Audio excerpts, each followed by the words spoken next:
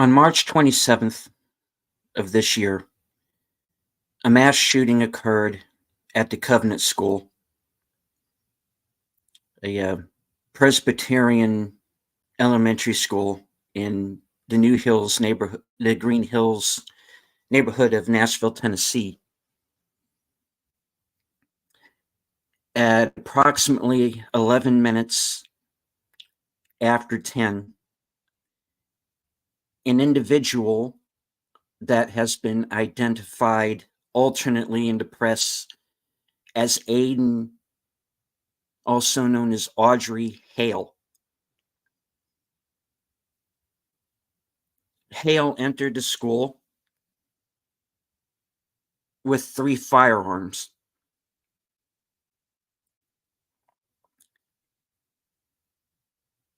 Attacked the school, and by the time she was gunned down by the police, she had killed 3 of the students, 3 teachers, and injured a police officer.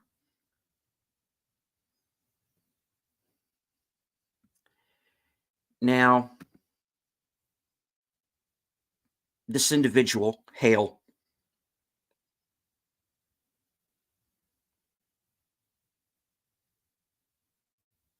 wrote what is being referred to as a manifesto prior to her attack on the school.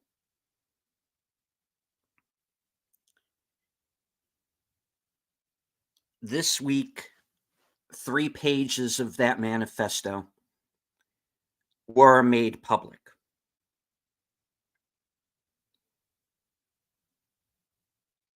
It was made public by Steven Crowder.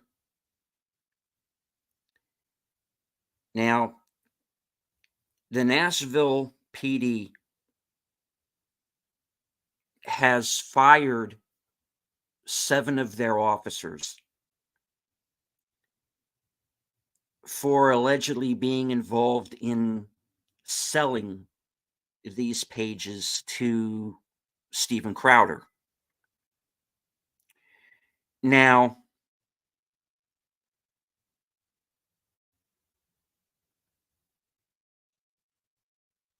Steven Crowder has claimed that he did not buy the pages of this manifesto.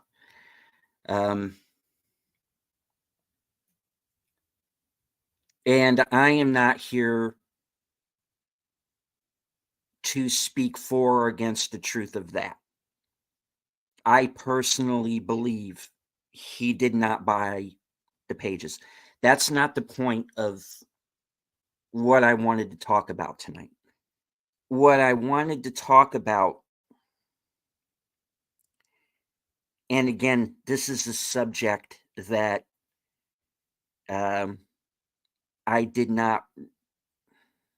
I originally didn't want to go into, but I felt I had to say something.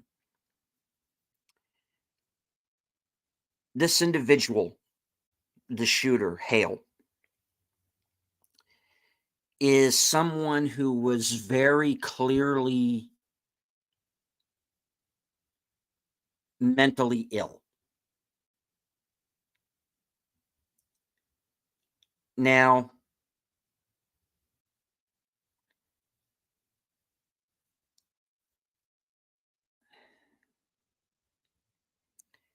I am not here to be against anyone from the transgender community. This was the act of one individual and does not fall on the group. That's not why I'm here.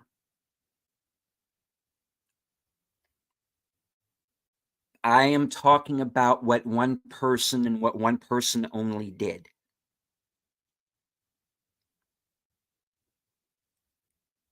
Now, in the pages of this manifesto,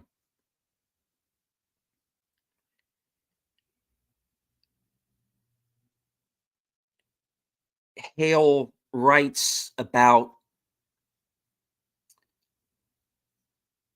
murdering children. Um,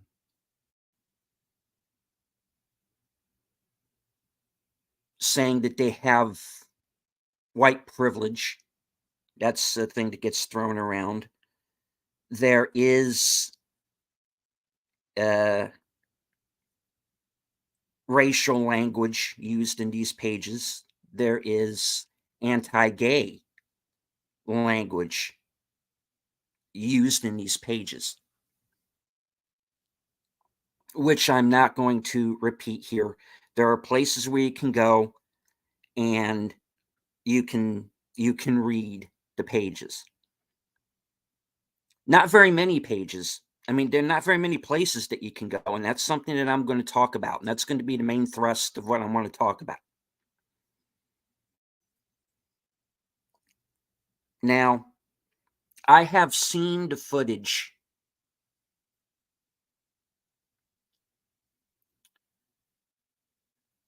of the police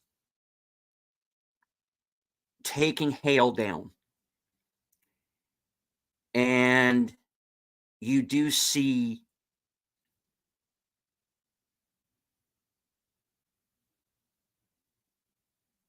some graphic imagery. I'll put it that way. Now, the Nashville PD did the right thing on the day. Those officers that went in and did what they had to do did the right thing. They stopped Hale from killing more people.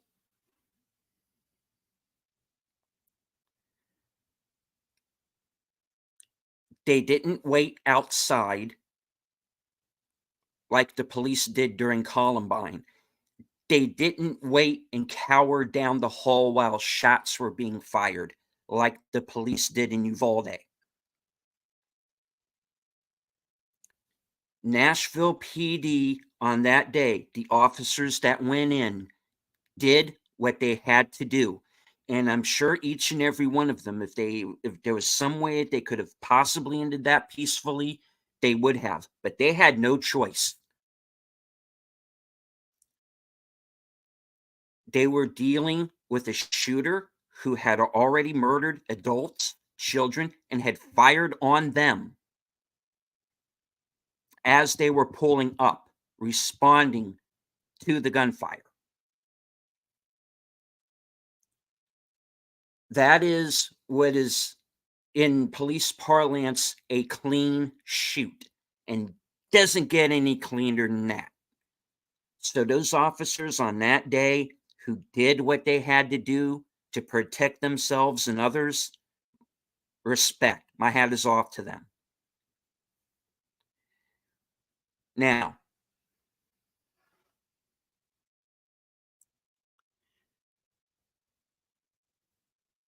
when this manifesto, the pages of the manifesto were leaked,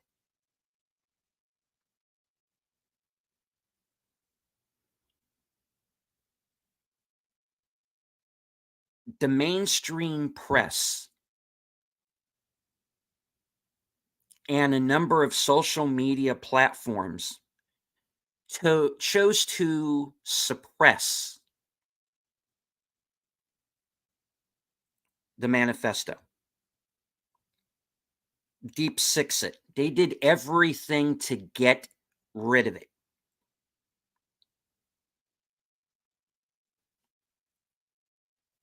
Because it doesn't fit their narrative.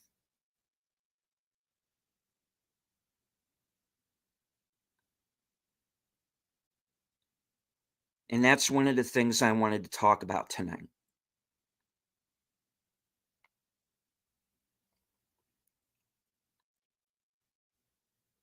The mainstream press and a number of social media platforms chose to shield the public from the motives of this shooter.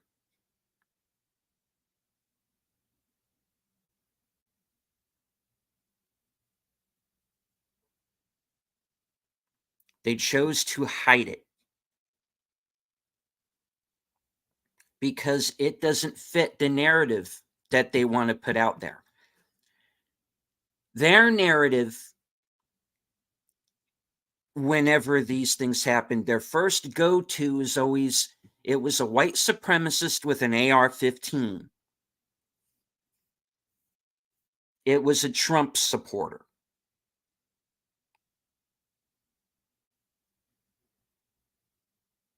Audrey Hale, Aiden Hale, whatever name that you want to use for this individual. Very clearly was none of those things.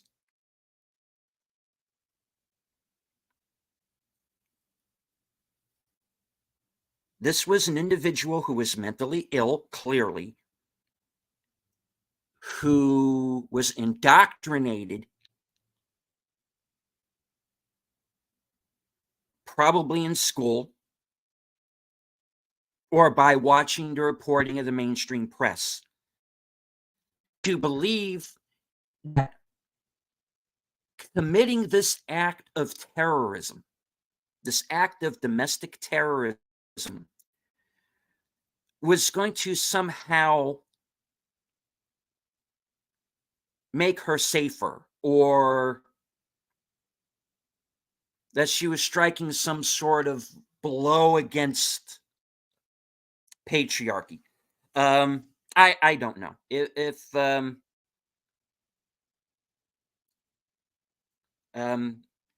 and yes, to answer your question, Bill, at the time of the shooting, this individual was a woman, which is why I'm saying woman.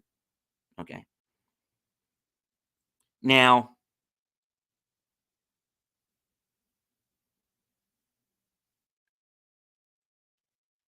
the manifesto, at least part of it, is now out there. It's public.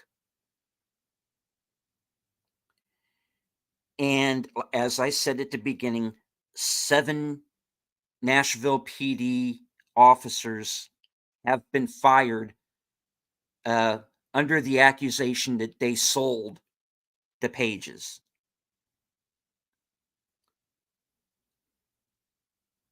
If they did, good on them.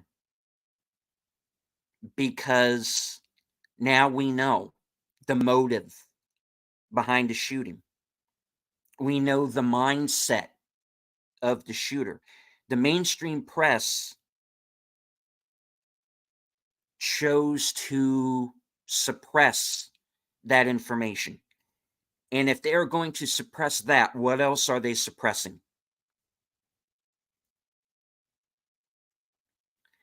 The point of the press is to not get involved. The point of the press is to simply report the news, to inform us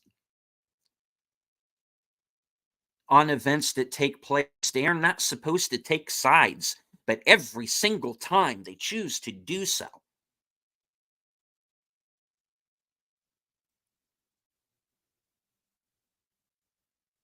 The shooting that took place in Orlando inside the gay bar, what was the first thing they said? Oh, it was someone who was against gays, but it turned out to be a gay man who did it. That does not fit their narrative. That was an individual that went after his own.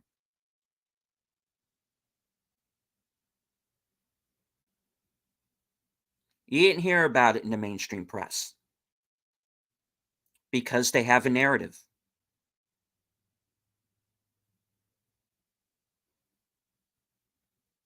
A narrative that they will straight up suppress information and lie to the American people and lie to the world because it doesn't fit a narrative.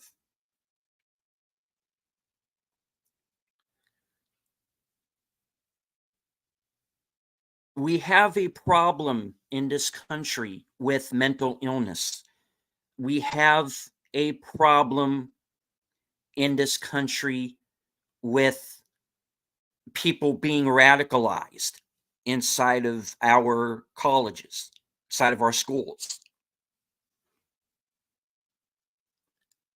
we have an entire generation being raised to hate the country, to, in some cases, hate themselves.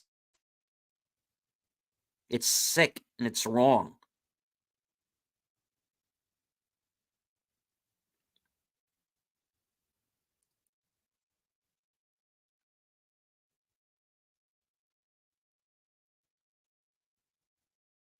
And that's what happened to this individual in Nashville, to Hale.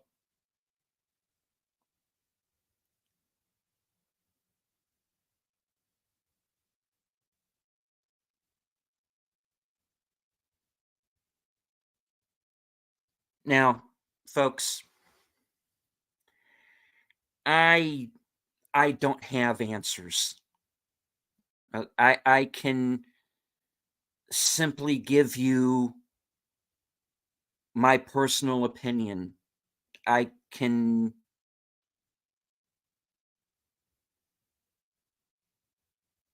I can sit here like the rest of you and hope for the best.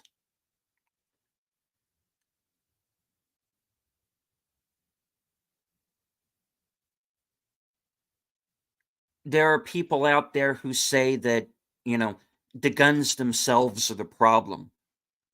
You know, um, AR-15s can be, you know, dispensed like a can of Coke from a Coke machine. No. I'll be honest with you. I've only ever seen an AR-15 on television. I don't know anybody who personally owns one. I don't know why the press keeps harping on this particular firearm. I don't know anybody who has one personally.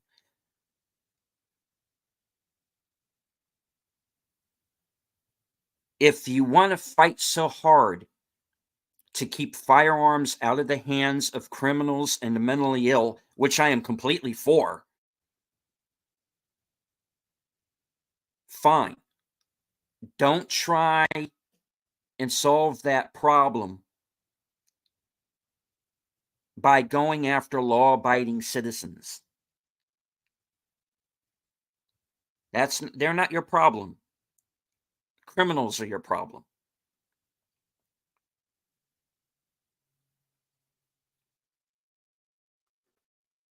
Mental illness is a problem.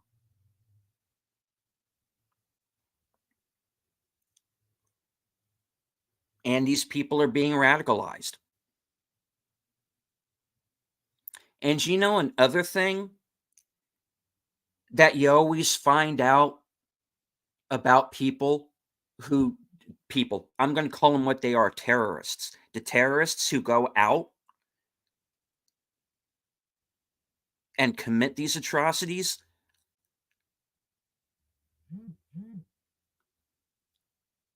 known to the FBI.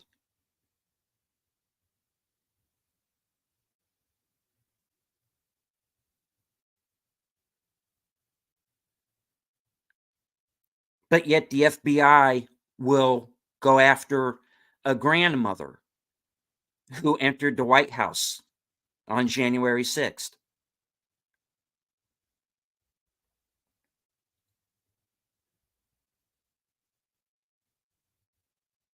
So whose side are they on?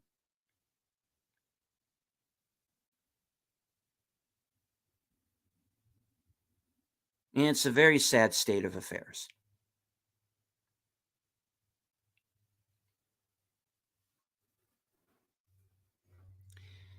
Now, in the middle of all of this, what did the police do? What did they not do? Did Steven Crowder pay for the pages of the manifesto or not? Was Hale radicalized by this group or that group? Was Hale mentally ill? In the middle of all of these questions,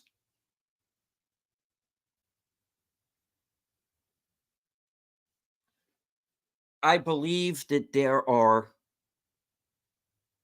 people who the press is forgetting about.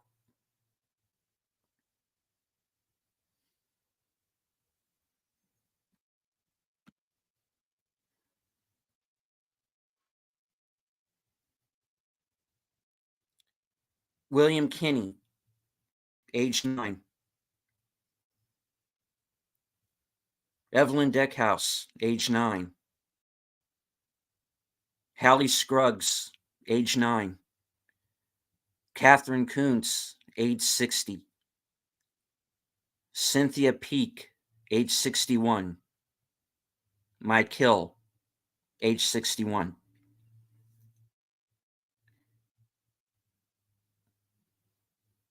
These were the people who were lost in this terrorist attack in Nashville. Now,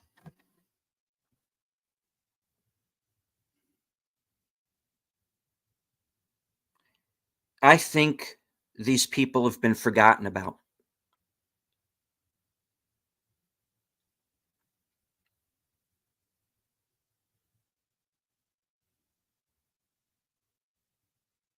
But in this episode, they are not going to be forgotten.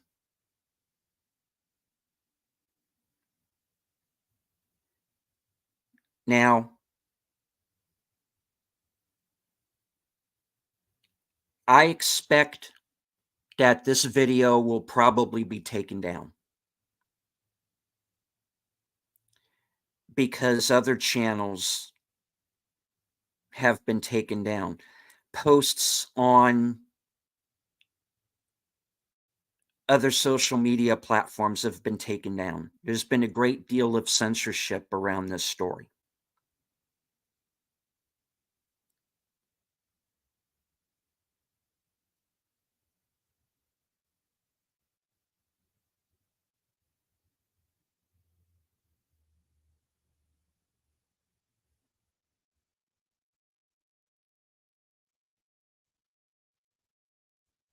Never forget.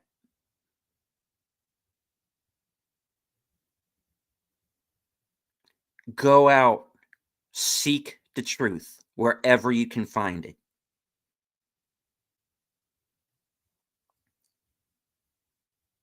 For their sake.